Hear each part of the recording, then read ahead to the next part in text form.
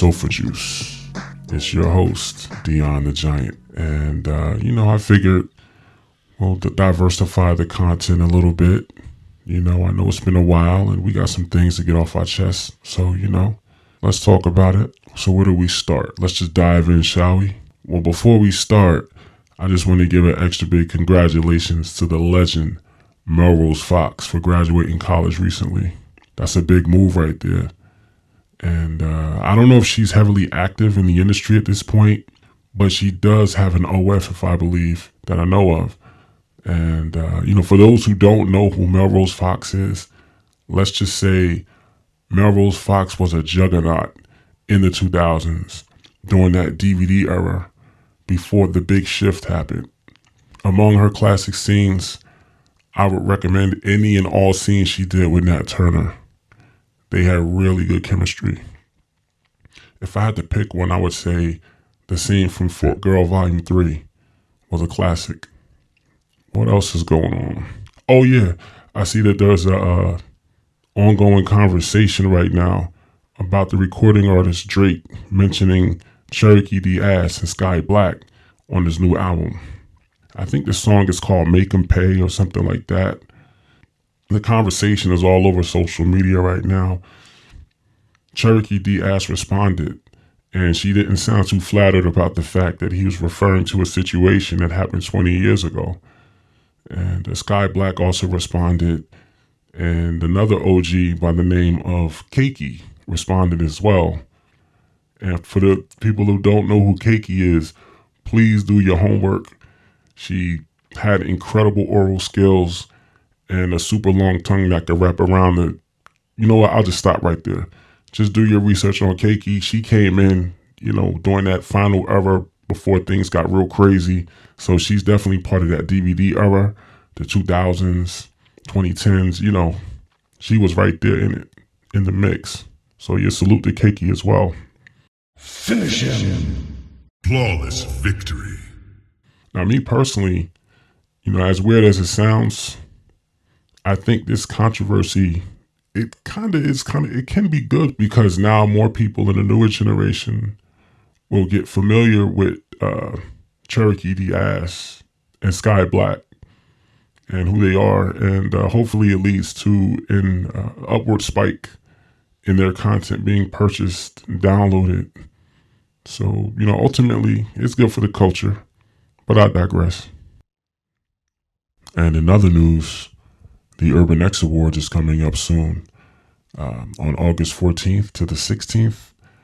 And be sure to vote for your favorite nominees soon. And I believe the voting starts on May 25th, which is right around the corner. And you can get more information about the event, Urban X Awards, at urbanxweekend.com.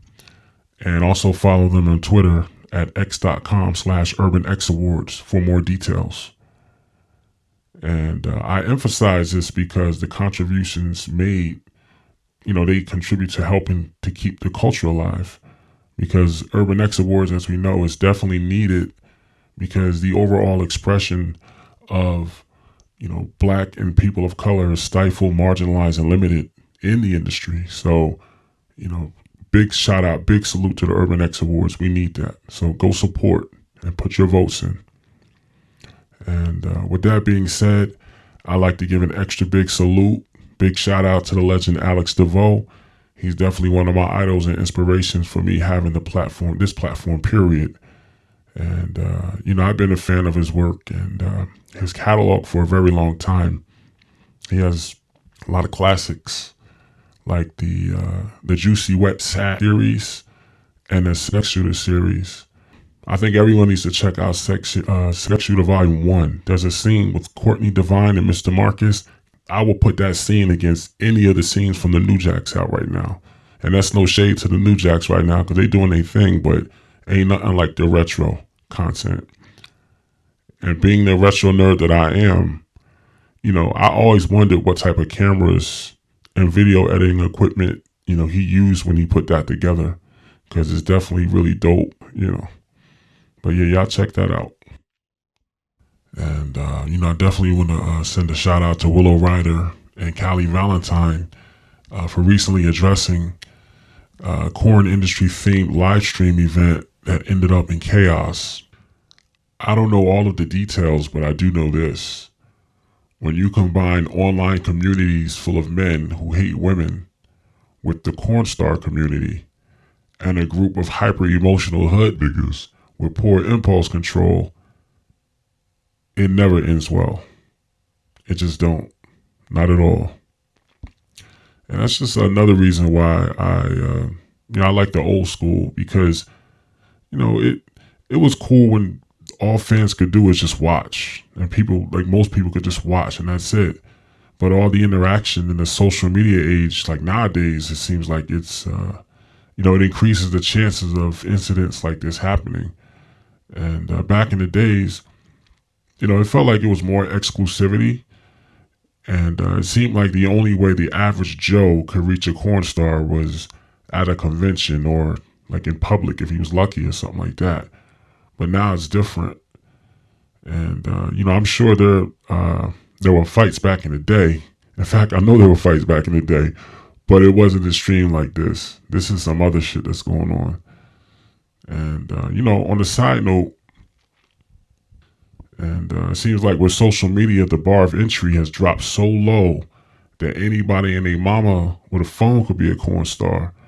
You know what I'm saying? So that kind of just muddies up the waters for people who take it seriously and people who value the culture in that way.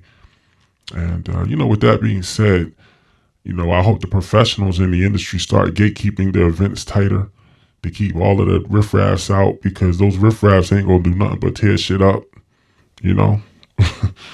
But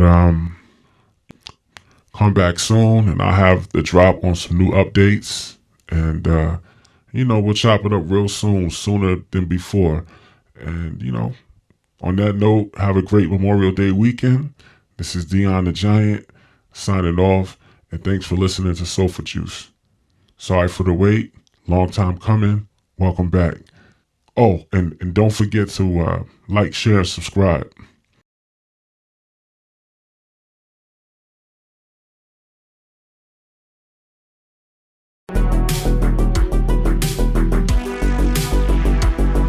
Flawless victory.